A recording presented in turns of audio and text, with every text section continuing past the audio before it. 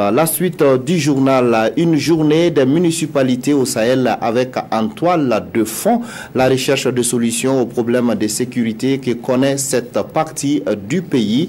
La première journée des municipalités se tiennent du 29 au 31 mars. L'ouverture des travaux s'est faite en présence du ministre en charge de l'administration territoriale. Le point avec Martin Ouedraogo et Seydou.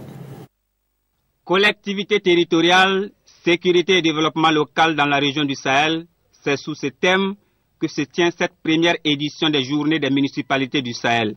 Pendant 3 jours, ces élus locaux vont réfléchir autour de cette thématique afin de trouver des solutions durables aux problèmes de sécurité dans la région. Aucun État ne peut avoir une politique cohérente en matière donc de sécurité, en matière donc de cohésion sociale qui ne s'appuie pas sur les maires et les conseillers élus.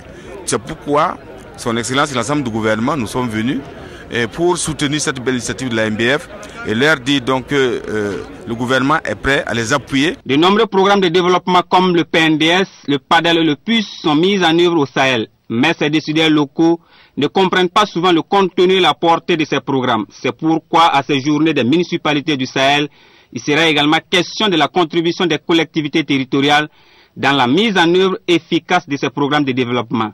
Souvent, vous entendez qu'il y a des milliards de francs CFA qui sont injectés dans la région.